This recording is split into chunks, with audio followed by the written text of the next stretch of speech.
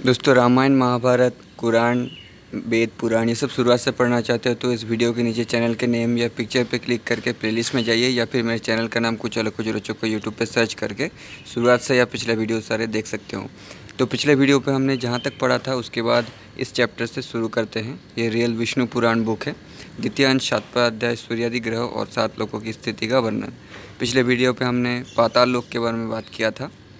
श्री मैत्रेय जी बोले, है ब्राह्मण, आपने मुझसे समस्त भूमंडल का वर्णन किया है मुनि। अब मैं भूर्वलोक आदि समस्त लोकों का वर्णन सुनना चाहता हूँ। पृथ्वी लोकों के अलावा भी आसमान के ऊपर या नीचे पातालों में और कौन कौन से ग्रह है ये बताइए। इसका मतलब ग्रहों की स्थिति, उनका परिमाण आदि जिज्ञासु मुझसे यथावत वर्णन कीजिए। पराशर जी बोले, सूर्य और चंद्रमा की किरणें से जितनी दूरी तक प्रकाशित होता है समुद्र, नदी और पर्वतों से युक्त उतना प्रदेश पृथ्वी कहा जाता है। विप्र, पृथ्वी का जितना विस्तार तथा घेरा है, भूर्वलोक भी उतना विस्तार और परिमंडल वाला है। भूर्वलोक मतलब पृथ्वी लोक के अलावा जो लोक है। हे मैत्रेय, पृथ्वी से 1,00,000 योजन की दूरी पर सूर्यमंडल है और सूर्यमंडल से 1,00,000 योजन की दूरी पर चंद्रमा का मंडल है तथा चंद्रमंडल मंडल से पूरे 1,00,000 योजन ऊपर समस्त नक्षत्रों का मंडल प्रकाशित होता है। हे ब्राह्मण, नक्षत्र मंडल से 2,00,000 योजन की दूरी पर बुध और बुध से भी 2,00,000 योजन ऊंचाई पर शुक्र है तथा शुक्र से इतनी ही दूरी पर मंगल और मंगल से भी 2,00,000 योजन ऊपर देव पुरोहित बृहस्पति है। हे ब्राह्मण श्रेष्ठ, बृहस्पति से 2,00,000 योजन ऊपर शनि स्थित है और उससे 1,00,000 योजन ऊपर सप्तर्षि मंडल है। इस प्रकार सप्तर्षियों से 1,00,000 योजन की दूरी पर ज्योति चक्र का नाभिभूत ध्रुव मंडल है। हे महामुने, आपसे ये त्रिलोकी की उच्चता के विषय में कहा और ये त्रिलोकी की यज्ञ फल की योग भूमि है तथा यज्ञ की स्थिति इस भारत देश में ही है।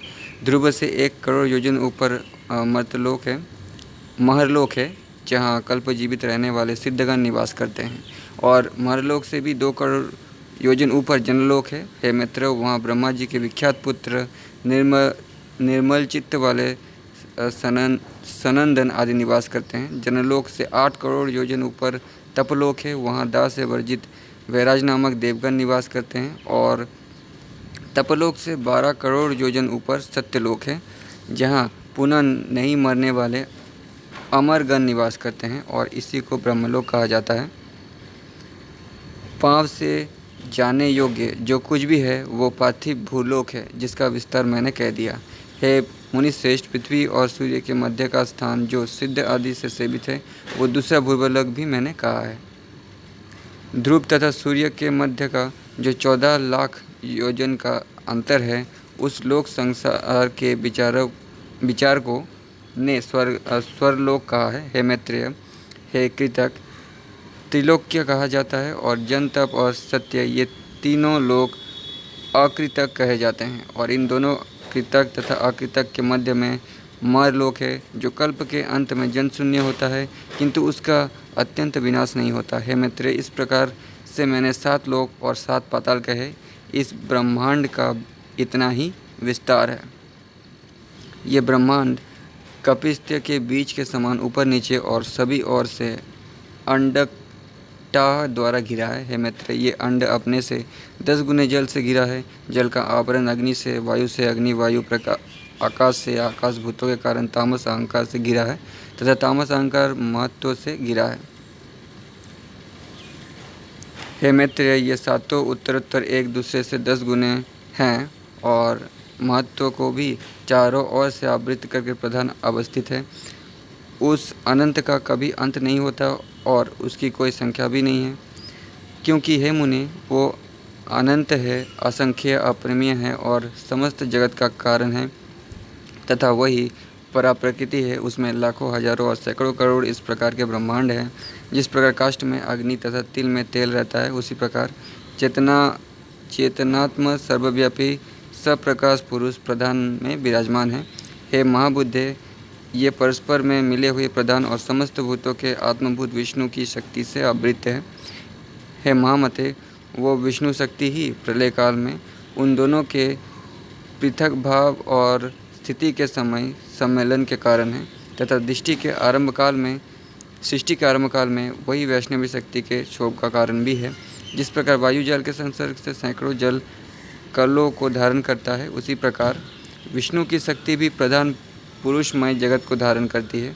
जिस प्रकार आदि बीज से मूल, स्कंद, शाखा, प्रशाखा आदि युक्त वृक्ष उत्पन्न होता है और उसके बाद उससे अन्य अन्य बीज भी उत्पन्न होते हैं और उनसे भी दूसरे वृक्ष उत्पन्न होते हैं और वे उत्पन्न हुए वृक्ष भी लक्षण और द्रव्य से युक्त होते हैं, उसी प्रकार प्रधान से महत्व आदि पंच महाभूत प्रयत्न समस्त विकार उत्पन्न होते हैं तथा उनसे देव, असुर आदि की उत्पत्ति होती है। इसी प्रकार पुनः उनके पुत्र पौत्र आदि होते जाते हैं। जैसे अपने बीज से अन्य वृक्ष को उत्पन्न होने पर वृक्ष की कोई क्षति नहीं होती, वैसे ही एक प्राणी से अन्य प्राणी के उत्पन्न होने पर कोई हानि नहीं होती। आकाश आदि जिस प्रकार सामीप्य से ही वृक्ष के हेतु हैं, उसी प्रकार भगवान श्री हरि भी परिणाम के बिना ही जगत के कारण हैं। हे मुनिश्रेष्ठ, जैसे धान के बीज में मूल, नाल, फल, अंकुर, तना, पुष्प, खीर, टंडुल, भूसी और कंड सभी रहते हैं तथा अंकुर के हेतुभूत सामग्री भूमि आदि प्राप्त होने पर वे स्वयं प्रकट होते हैं, उसी प्रकार अनेक प्रकार के अपने कर्मों में स्थित देवता आदि श्री विष्णु भगवान की शक्ति को प्राप्त करके उत्पन्न हो जाते हैं। वो विष्णु भगवान ही परम ब्रह्म हैं, जिनसे ये समस्त जगत उत्पन्न हुआ, जो जगत स्वरूप है और जिसमें समस्त जगत लय को भी प्राप्त करता है। वही ब्रह्म है, वही परम धाम है और वो पद सत और असत दोनों से विलक्षण है तथा जिसके अभेद रूप से ये समस्त चराचर जगत उत्पन्न है, वही अव्यक्त मूल प्रकृति है और वही व्यक्त जगत स्वरूप भी है तथा उसी में संपूर्ण जगत लीन हो जाता है एवं उन्हीं में स्थित है। वही समस्त यज्ञों के कर्ता हैं, उन्हीं का यज्ञ द्वारा पूजन किया जाता है। यज्ञादि के फल भी वही हैं। इसी प्रकार यज्ञादि के साधनभूत शुभ आदि भी श्रीहरि के अतिरिक्त और कुछ भी नहीं है। नेक्स्ट चैप्टर द्वितीयांश आठवां अध्याय काल निरूपण और गंगा आविर्भाव का वर्णन। श्री पराशर जी बोले, हे सुब्रत, इस प्रकार मैंने तुमसे ब्रह्मांड की स्थिति का वर्णन किया। इसके बाद सूर्य आदि ग्रहों की स्थिति और उनके परिणाम आदि के विषय में भी सुनो। हे मुनिवर, भगवान सूर्य का रथ 9000 योजन विस्तृत है और उसका जुआ और रथ का मध्य भाग उससे भी 2 गुना है। जुआ का मतलब बैठने का जगह और उस रथ का धुरा 1,57,00,000 योजन लंबा है। उसमें चक्र पहिया लगा है। पूर्वाध, मध्यांत और अपरांत 3 उसकी नाभि, परिवत्सर आदि उसके 5 अरे और 6 उसकी नेमी है। इस प्रकार अक्षय स्वरूप संवत्सरात्मक उस चक्र में समस्त कालचक्र अवस्थित है। हे महामते, भगवान सूर्य के रथ का दूसरा धुरा 45,000 योजन लंबा है और धुरों के बराबर ही प्रमाण वाले उसके दोनों जुए भी हैं। इनमें से छोटा धुरा उस रथ के एक जुए के साथ ध्रुव के आधार पर स्थित है और दूसरे धुरे का चक्रमान 70 पर्वत पर स्थित है और उस सूर्य रथ के साथ छंद ही 7 घोड़े हैं। उनके नाम सुनो: गायत्री, बृहति, उस्मिक, जगति, त्रिष्टुप, अनुष्टुप और पंक्ति। ये 7 छंद ही सूर्य के 7 घोड़े कहे गए हैं। मान सर्वोत्तम पर्वत के पूर्व में इंद्र की पुरी, दक्षिण में यम की, पश्चिम में वरुण की और उत्तर में चंद्रमा की पुरी है। इन चारों पुरियों का नाम सुनो: इंद्र की वशवोकसरा पुरी, यम की संयमी पुरी है, वरुण की सुखा नाम की पुरी और चंद्रमा की पुरी विभापुरी नाम की है। हे मैत्रेय, ज्योतिष चक्र के साथ भगवान सूर्य दक्षिण दिशा में पहुंचकर छोड़े हुए बाण के समान तेजी से चलते हैं और भगवान सूर्य ही दिन तथा रात की व्यवस्था के कारण है। क्लेशों के क्षय हो जाने पर योगियों के लिए वही सर्वश्रेष्ठ देवयान नामक मार्ग है। हे मैत्रेय, समस्त द्वीपों में सदा मध्याह्न और मध्य रात्रि में भगवान भास्कर आकाश के बीच में ठीक सामने की ओर रहते हैं, अर्थात जिस द्वीप में या जिस खंड में सूर्य भगवान मध्या के समय सामने पड़ते हैं, उसकी समान रेखा पर दूसरी ओर स्थित दूसरे द्वीप में वे ठीक उसी प्रकार आधी रात के समय रहते हैं। हे मैत्रेय, इसी प्रकार उदय और अस्त भी सर्वदा एक से दूसरे के सामने होते हैं। हे ब्राह्मण, समस्त दिशा और विदिशाओं में जहाँ के निवासी भगवान सूर्य का जिस स्थान पर दर्शन करते हैं, उनके यहाँ सूर्योदय होता है और जहाँ पर दिन के अंत में सूर्य का तिरोभाव होता है, वही उसका अस्त कहा जाता है। वस्तु सदा एक रूप से विराजमान सूर्य भगवान का ना तो उदय होता है और ना अस्त, केवल सूर्य का अवलोकन होना और ना होना, यही उनका उदय एवं अस्त है। मध्या समय में इंद्र आदि में से किसी की पुरी में प्रकाशित होते हुए भगवान भास्कर 3 पुरियों और 2 कणों को प्रकाशित करते हैं। इसी प्रकार अग्नि आदि कणों में से किसी एक कोण में प्रकाशित होने पर 3 कोणों और 2 पुरियों को प्रकाशित करते हैं। उदय होने पर भगवान भास्कर अपनी बढ़ती हुई किरणों से मध्य पर्वत पर्यंत तपते हैं। इसके बाद क्षीण होती हुई अपनी किरणों के साथ अस्त हो जाते हैं।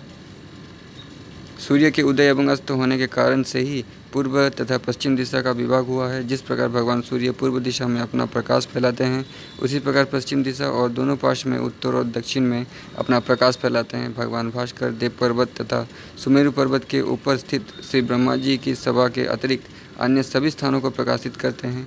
सूर्य भगवान की जो किरणें श्री ब्रह्मा जी की सभा में प्रवेश करती है, वे सभी ब्रह्मा जी के तेज से निरस्त होकर उल्टी ही लौट आती है। सभी द्वीप और वर्षों के उत्तर में सुमेरु पर्वत है, अतएव उत्तर दिशा में सदैव एक और दिन और एक और रात रहते हैं।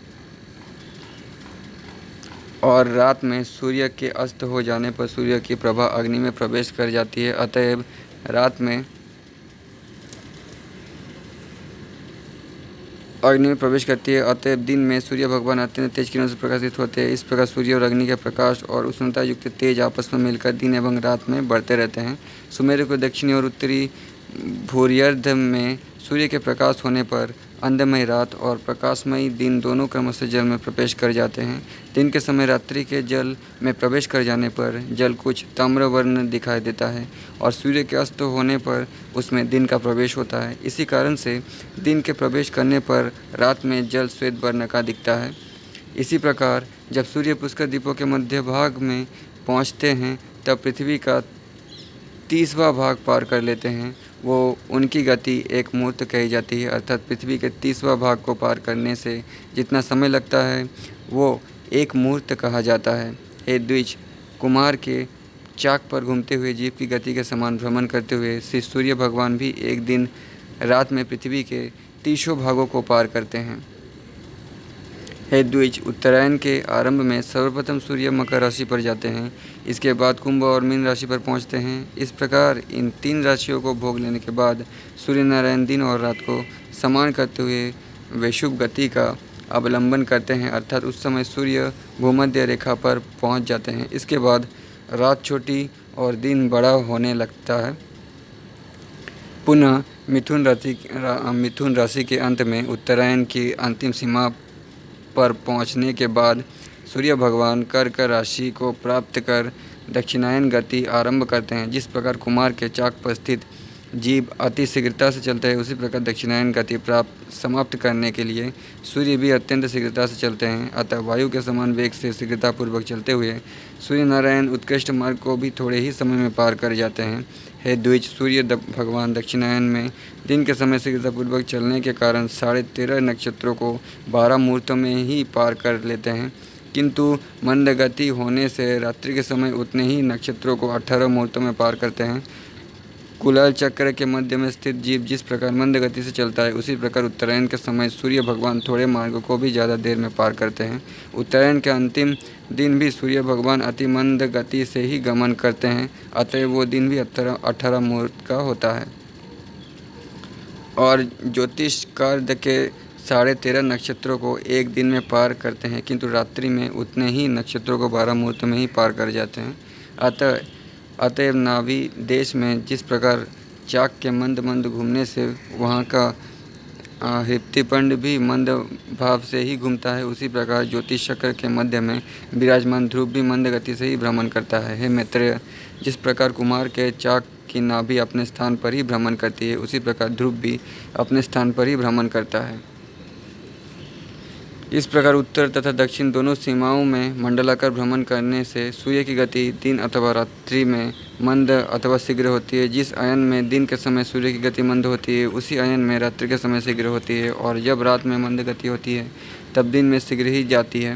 हे द्विज, ये भगवान भास्कर सदा एक समान ही मार्ग को पार करते हैं और दिन रात में ही समस्त राशियों का भोग कर लेते हैं। सूर्य भगवान 6 राशियों को दिन में और 6 राशियों को रात में भोगते हैं, और दिन का घटना बढ़ना राशियों के परिमाण से ही होता है और रात्रि का भी घटना बढ़ना राशियों के क्रमानुसार ही होता है। तथा राशियों के भोग के अनुसार ही दिन अथवा रात्रि में छोटे बड़े होते हैं। उत्तरायण में सूर्य भगवान की गति रात में मंद और दिन में शीघ्र होती है, और दक्षिणायन में सूर्य की गति दिन में तेज और रात में मंद होती है, यानी कम होती है। उषा रात्रि कहलाती है।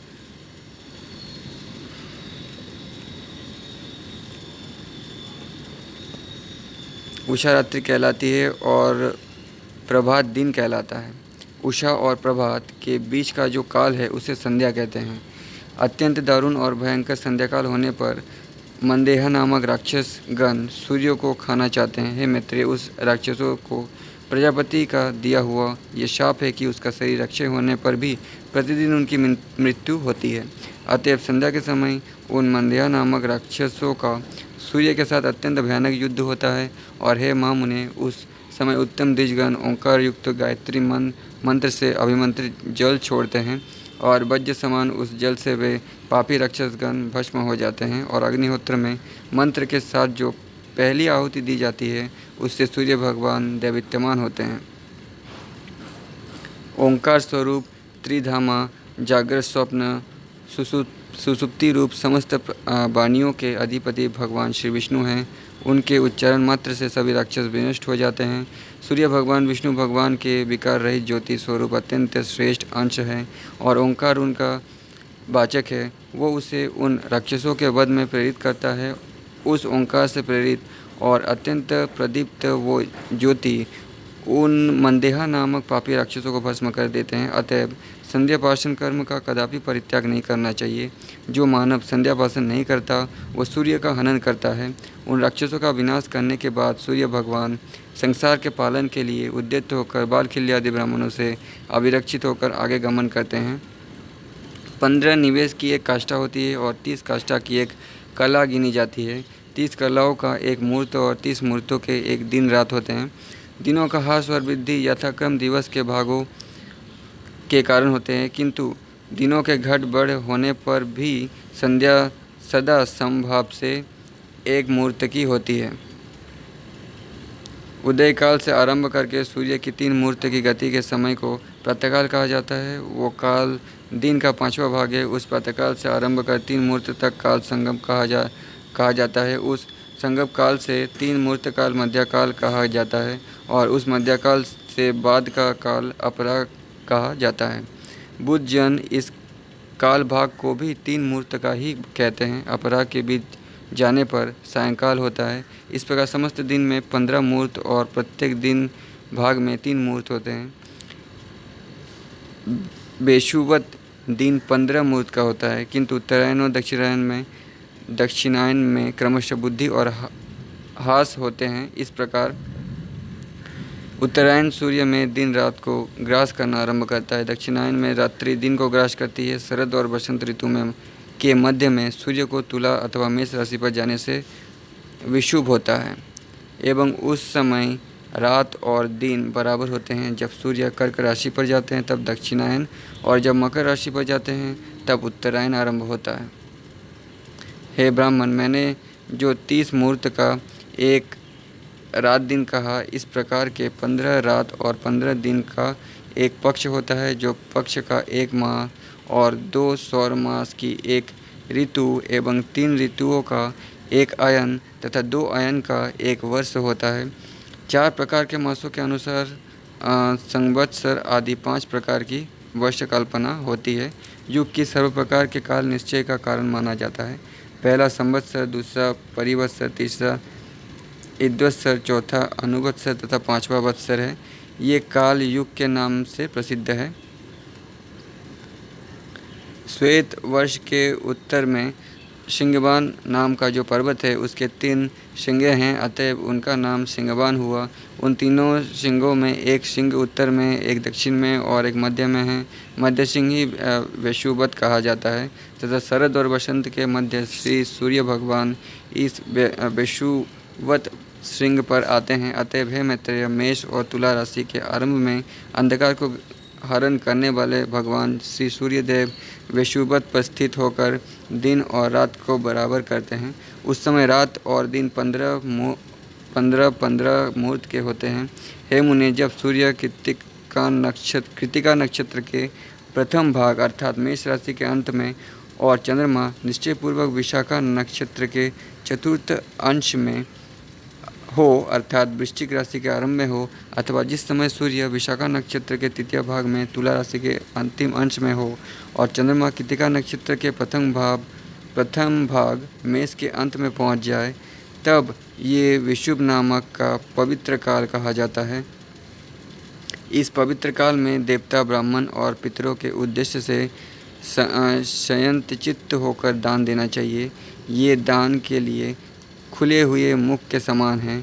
विषुवत में दान देने वाला मनुष्य कृतकृत्य हो जाता है। दिन रात्रि, पक्ष, कला, काष्ठा और क्षण आदि यज्ञादि में अच्छी प्रकार से जानना चाहिए। राका और अनुमति के भेद से पौर्णमासी 2 प्रकार की होती है तथा शनि वाली और कुहू के भेद से अमावस्या भी 2 प्रकार की होती है।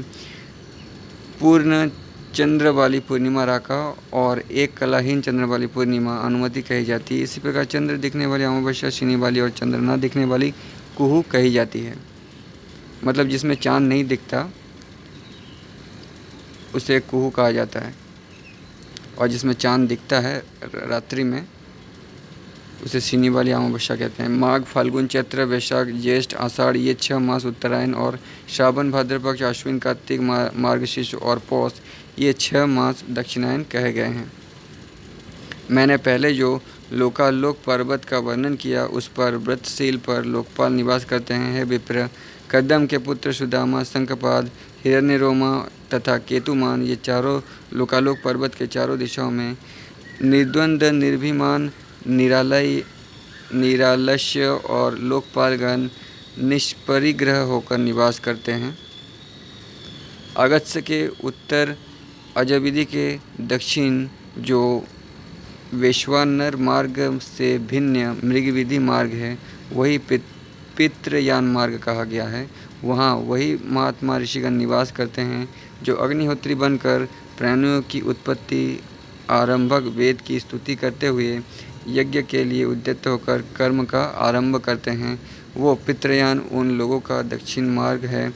वे ऋषिगण युग में विच्छिन्न ब्रह्म वैदिक धर्म की संतान, तपस्या, मर्यादा और विविध शास्त्रों द्वारा पुनः स्थापना करते हैं। पूर्वकालीन धर्म प्रवर्तक ही अपने पश्चातकालीन संतान के यहाँ उत्पन्न होते हैं। पुनः पश्चातकालीन धर्म प्रवर्तक अपने यहाँ संतान रूप से अपने पितरों के कुल में ही जन्म लेते हैं। इस प्रकार वे सभी नियत व्रत वाले महात्मागण चंद्रमा तथा तारागण की स्थिति तक सूर्य के दक्षिण मार्ग में बारंबार आते जाते रहते हैं। नाग विधि के उत्तर और सप्तर्षियों से दक्षिण जो सूर्य का उत्तरीय मार्ग है वही देवयान है। वहाँ पर वे निर्मल स्वभाव वाले जितेंद्रिय ब्रह्मचारीगण निवास करते हैं जो सदा संतान की निंदा करते हैं। अतएव उन लोगों ने मृत्यु को जीत लिया है। 80,000 ऊर्ध्वरेता मुनिगण सूर्य के उत्तरीय मार्ग में प्रलय प्रयत्न निवास करते हैं।